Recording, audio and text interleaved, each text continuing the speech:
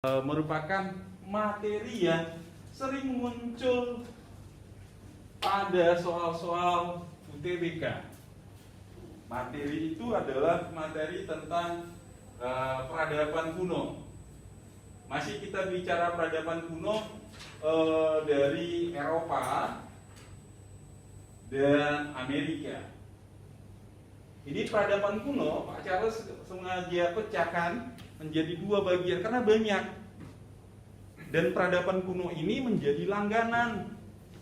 Terbukti nanti waktu kalian latihan, lihatlah. Soal-soal yang Pak sajikan adalah soal-soal yang pernah muncul dan yang sudah Pak modifikasi. Jadi kalau kau bisa mengerjakan dengan baik, dengan jujur, berarti persiapanmu baik. Itu yang diharapkan. Oke, yang pertama mari kita lihat peradaban kuno Eropa. Yang pertama Eropa kita lihat adalah peradaban kuno Yunani. Nah, bagi teman-temanmu yang IPS, ini sudah lebih enak karena sudah pernah dibahas. Nah, bagi yang IPA nggak apa-apa. Sekarang kita bahas. Kita selesaikan secara jantan ini. Bicara tentang peradaban Yunani, ini akan bicara tentang peradaban dari Pulau Kreta. Nah, bicara tentang Yunani, ini adalah peradaban Pulau Kreta. Karena peradaban ini muncul pertama sekali di Pulau Kreta, di Yunani sana. Oke. Nah, peradaban Yunani ini nanti bisa dibuktikan dari banyak hal. Misalnya dari penemuan-penemuan dari arkeologis.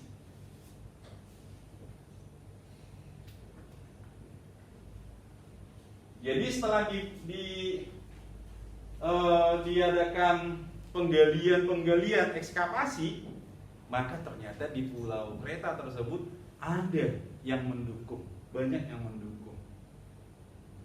Tuh.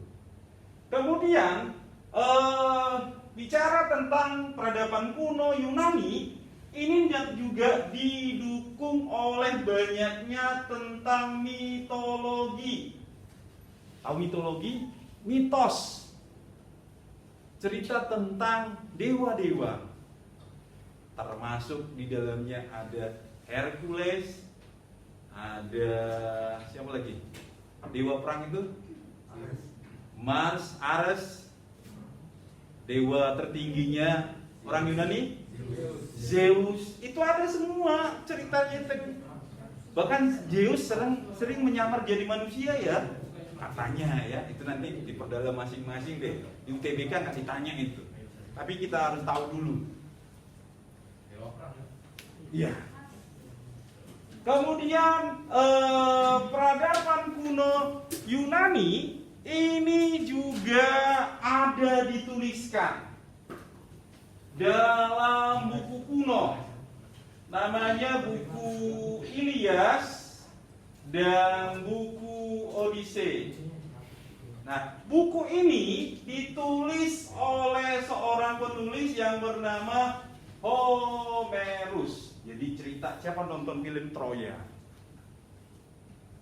Jadi cikal bakal Yunani ini termasuk Troya, itu nanti diambil dari buku Ilias ini. Jadi suatu peradaban besar pasti ada tulisannya. Kemudian kalau cerita tentang Yunani juga nanti ada suku-suku bangsa pendukung.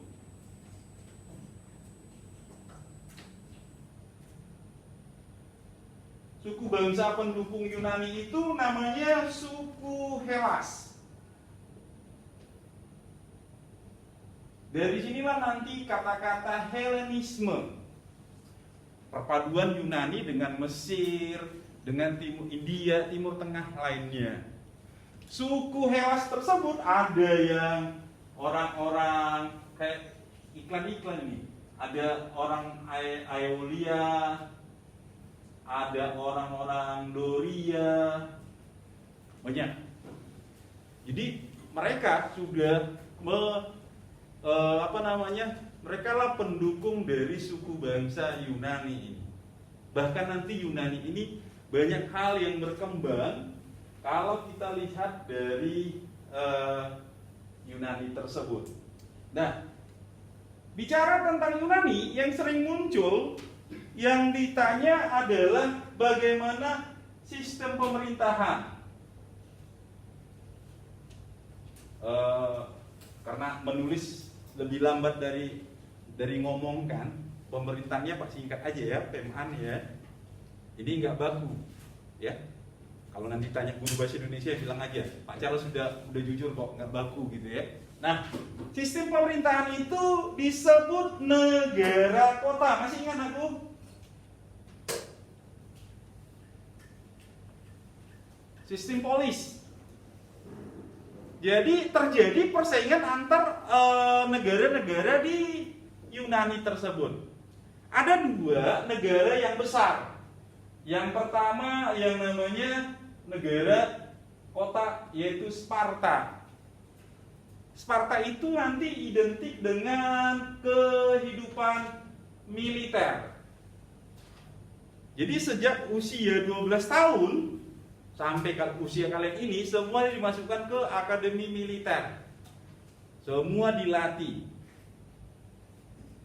Kemudian pernah dengar kata Spartan gitu ya? Filmnya juga ada ya. Sparta 300 itu ya. Nah, itu bisa kalian lihat itu. Iya. Ya karena Pak Charles guru sejarah senang sih nonton seperti itu. Mendukung ke sini. Oke? Nah, Sparta ini didirikan oleh Lycurgus. Ini dua yang besar ya. Satu lagi yang namanya Athena. Athena ini cirinya adalah kota yang demokratis. Iya. Di sana nanti berlangsung kehidupan yang demokratis, pemerintahan rakyat. Athena ini dibangun oleh Solon. Kemudian Athena juga ada seorang namanya Pericles. Pak Charles, apa sih hubungannya kok dijelasin seperti ini samanya? Karena nanti soal-soal UTBK ada ke sini. Pericles ini yang membuat Yunani menjadi sistem republik, sehingga beliau dikatakan sebagai seorang negarawan yang besar. Karena dialah yang mengenalkan sistem republik. Dan sampai sekarang masih ada pengaruhnya.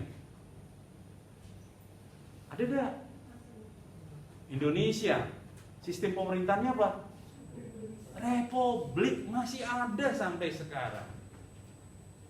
Nah, itu kalau bicara tentang sistem pemerintahannya. Kemudian bicara tentang peradaban kuno dari Yunani, ini kita harus bicara tentang juga sudah mengenal huruf, yaitu huruf Latin. Huruf Latin masih kita pakai? Masih. Itu dari Yunani sampai sekarang masih berkembang sampai sekarang. Dan pengaruhnya sampai seluruh dunia, masih itu dah? Masih. Kemudian kalau bicara Yunani juga bicara banyak tokoh-tokoh ahli filsafat. Pernah dengar ahli filsafat? Filsuf. Nah, kalau ahli filsafat misalnya kalau kalian belajar biologi, siapa? Ada nama Aristoteles. Dia mengatakan ada kehidupan karena ada kehidupan sebelumnya. Dia bicara tentang banyak tentang biologi. Nah, kemudian ada namanya Hippocrates. Nah, ini yang mengembangkan kode etik dari kedokteran.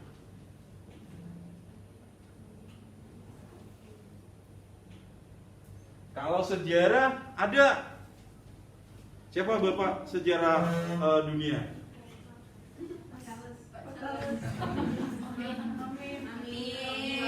Itu Kumbang. Karena Pak Charles satu-satunya bapak-bapak. Yang lainnya mama. Yang kasih tahu ya. Biasanya mama nggak mau dituduh mama. Mereka selalu dituduh sebagai bukan mak-mak gitu.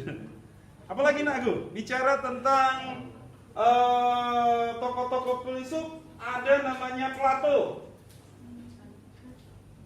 Tahu apa yang dibicarakan ini tentang sistem pemerintahan, tata negara, atau bicara tentang undang-undang. Beliau inilah jagonya. Apalagi yang kurang lagi? Aristoteles sudah, si Plato sudah. Siapa tadi? Herodotus. Herodotus ini siapa? Inilah bapak sejarawan dunia tadi.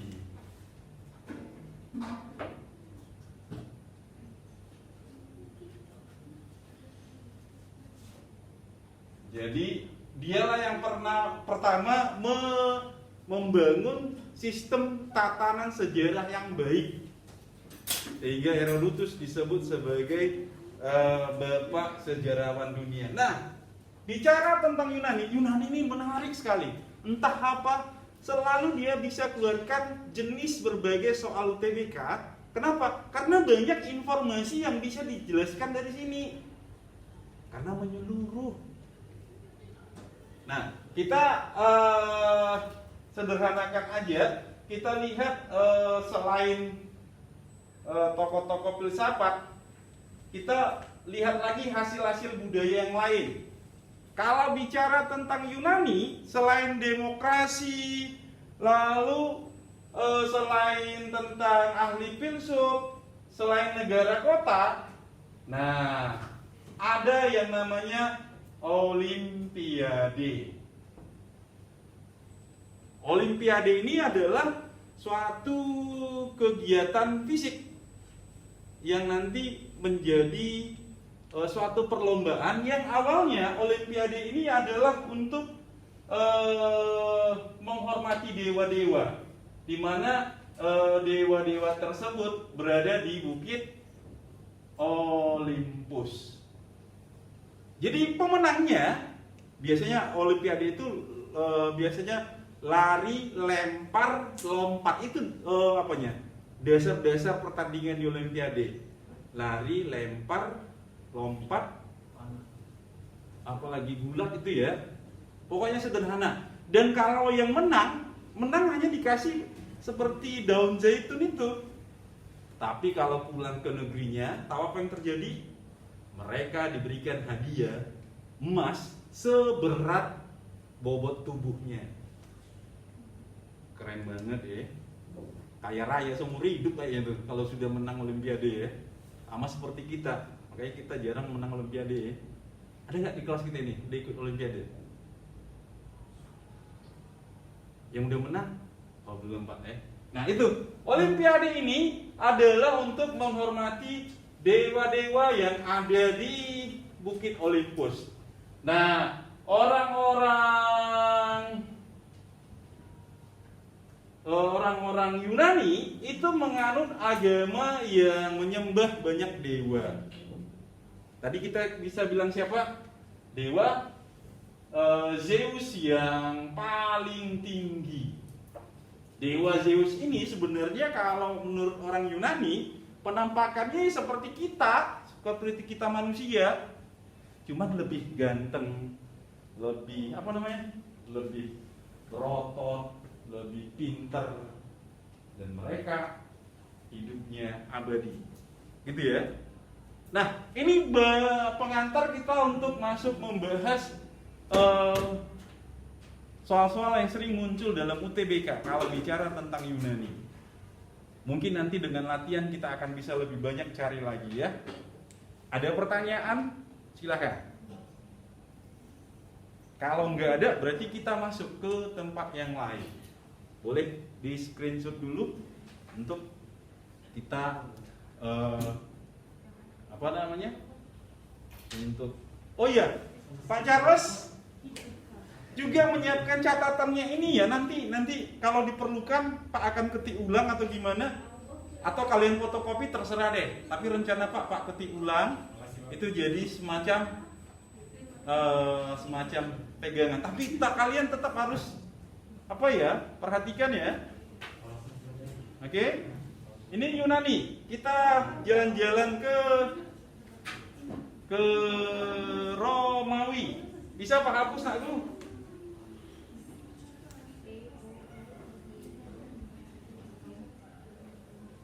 Oke ya, Pak hapus ya.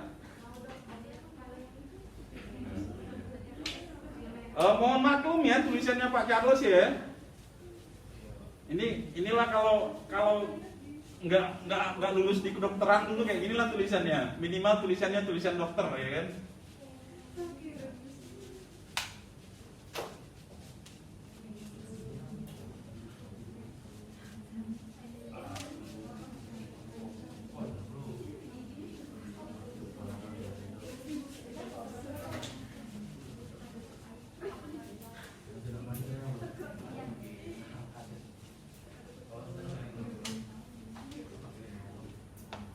Oke, nah kita akan membahas yang kedua, peradaban kuno Eropa, yaitu peradaban Romawi. Nah, bicara tentang Romawi, ada dua saudara kembar yang disusui oleh serigala, Romus dan Romulus. Penggemar sepak bola pasti tahu lambangnya kota Roma apa? Serigala. Nah itu. Jadi mereka yang Pak bilang tadi, salah satu korban perang Troya, orang tuanya nggak tahu kemana, mereka hidup disusui oleh serigala. Mereka lah yang membangun kota Roma tersebut. Filmnya ada, nanti cari sendiri deh. Ada filmnya, lupa Pak judulnya apa tuh, King apa, pokoknya tentang Roma tuh apa itu. Nah, Romawi, kalau bicara tentang Romawi ini disebut melanjutkan apa saja yang dihasilkan oleh Yunani, termasuk nanti Romawi punya huruf yang diadopsi dari Yunani, tapi dia punya tersendiri huruf Romawi yang nanti lebih sering disebut dengan angka Romawi. Nah, huruf Latin tadi itulah dikembangkan oleh Romawi. Bahkan bisa dikatakan Romawi ini punya pengaruh yang sangat besar, yang sangat-sangat besar sampai saat ini. Sampai sangat apa ya?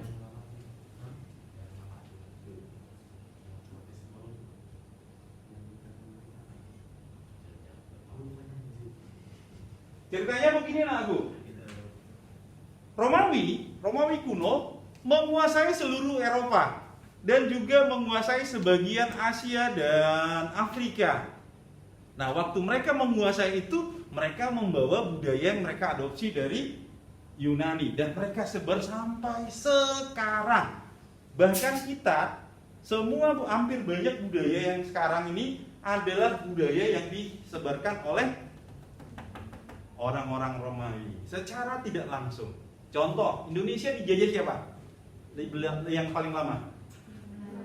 Belanda. Belanda itu pengaruh Romawinya kuat, sehingga Belanda juga mempengaruhi Indonesia. Secara tidak langsung kita dipengaruhi oleh Romawi. Keren banget coy. Itu Romawi. Nah, bicara tentang Romawi, nah ini langsung aja kita lihat.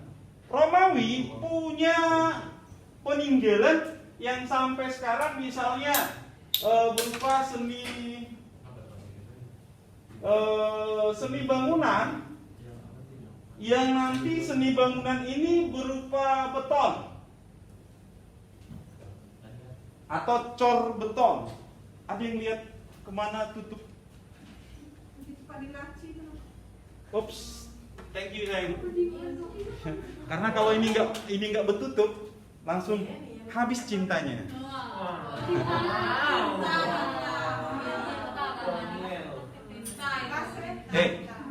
SMA kita secara tidak langsung itu punya pengaruh Romawi. Lihat depan itu. Itulah ciri khas Romawi, punya beton yang bertulang apa? Bertulang besi. Lain itu Gatot Kaca itu. Lain gitu ya. Nah, yang beton ini sampai sekarang masih ada. Misalnya Colosseum. Ini identik dengan apa? Kok bangunan? Iya.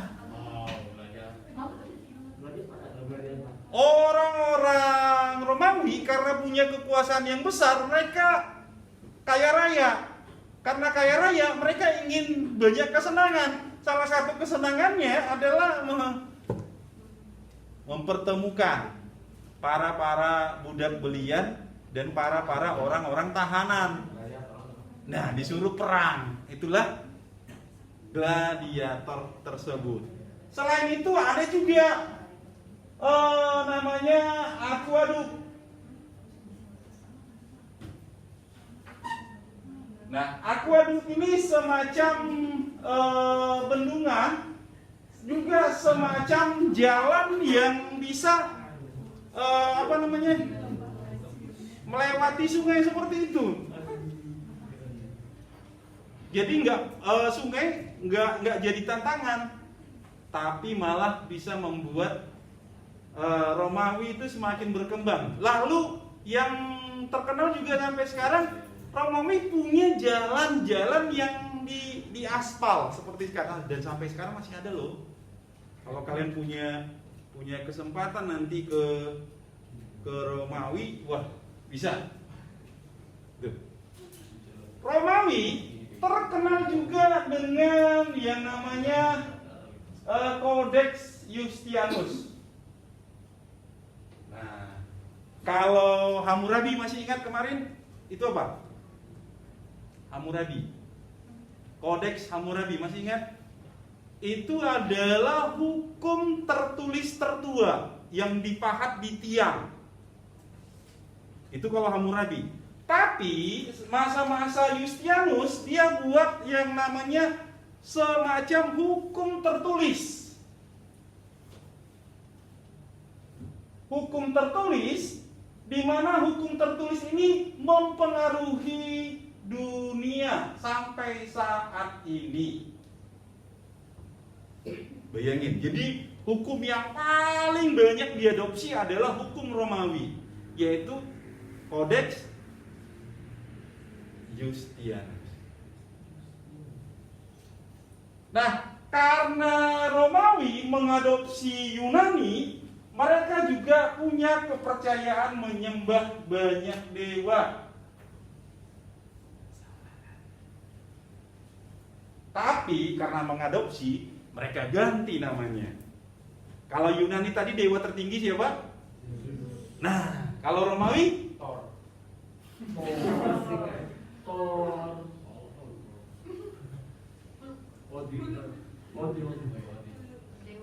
Odin. Dewa Jupiter. Iya. Dewa Mars. Benar. Penamaan semua itu, ya benar iya. Penamaan semua itu nanti. Lihat ya. Benda-benda astronomi banyak nanti dibuat dengan nama-nama mitologi atau dewa-dewanya Romawi. Tahu kenapa? Karena tempatnya jauh, tidak terjangkau deh. Makanya ada Mars, Jupiter, Saturnus, Uranus. Bumi nama latinnya enggak bumi, ada kita Indonesia yang bilangnya bumi. Mereka punya nama tersendiri.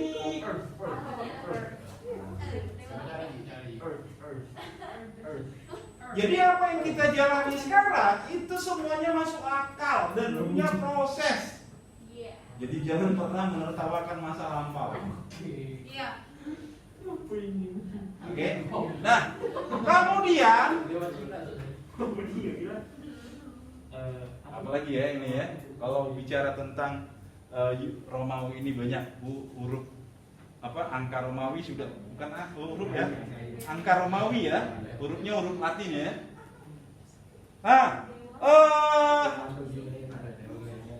Ini ya.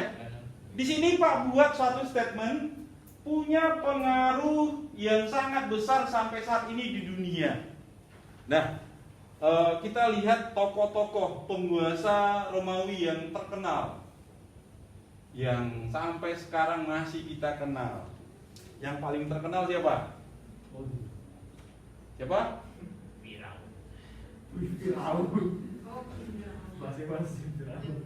Dia hampir menguasai 2/3 bumi ini. Dia punya semboyan. Apa semboyannya?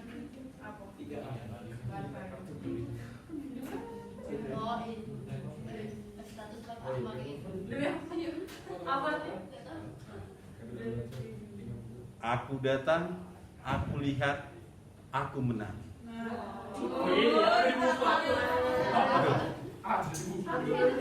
Iya nih.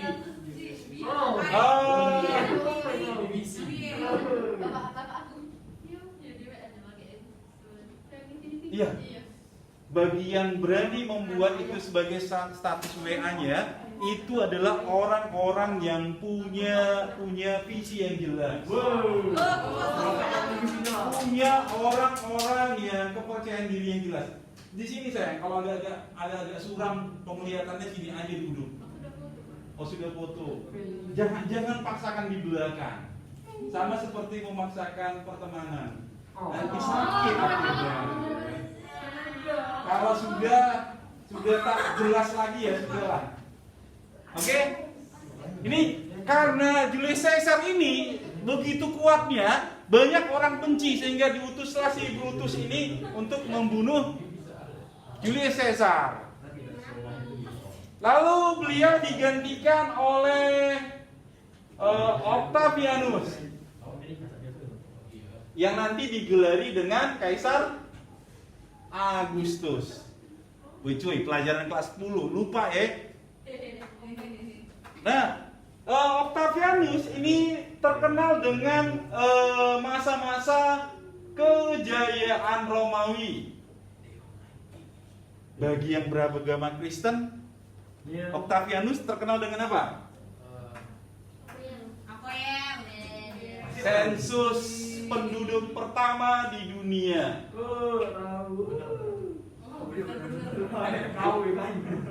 Yang nanti Maria dan Yosef akhirnya nggak punya tempat untuk menginap, akhirnya di kandang domba. Itu masa-masa Octavianus Agustus. Jadi bayangkan orang-orang Romawi sudah bisa menghitung, sudah ingin tahu berapa sih jumlah penduduk yang ada dalam kekuasaannya, disuruhnya, woi, kembalilah ke tempatmu, semua harus mensensus, harus daftar. Keren banget ya. Coba bayangin pada saat itu sebelum Masehi ya ceritanya ya, masih belum abad modern ya. Nah, kemudian penguasa Romawi yang terkenal juga ada kaisar namanya Kaisar Nero. Wah, ini yang beragama Kristen juga tahu ceritanya nih. Yaitu tentang orang-orang Kristen yang dikejar-kejar dan disiksa. Ada ya?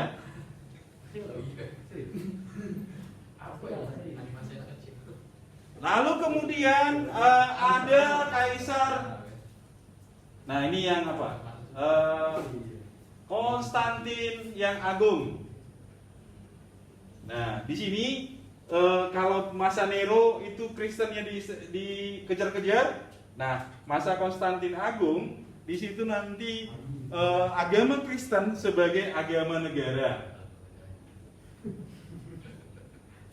Agama negara. Dan pada masa setelah Konstantin Agung meninggal, Romawi terbagi atas dua, Romawi Timur dan Romawi Barat. Itu yang masuk kita bahas tentang masa kolonialisme Eropa. Kalau Romawi Barat itu yang di Roma yang sekarang. Kalau Romawi Timur itu yang di Konstantinopel. Muhammad Al-Fatir. Ingat cerita itu? 1453. Di mana orang-orang Eropa dikalahkan oleh bangsa Turki. Itu pelajaran IPA IPS itu ya. Oke, nakku. Nah, ini yang kedua, ini nanti kita bahas yang Amerika, masih ada waktu. Silahkan dicatat, nakku.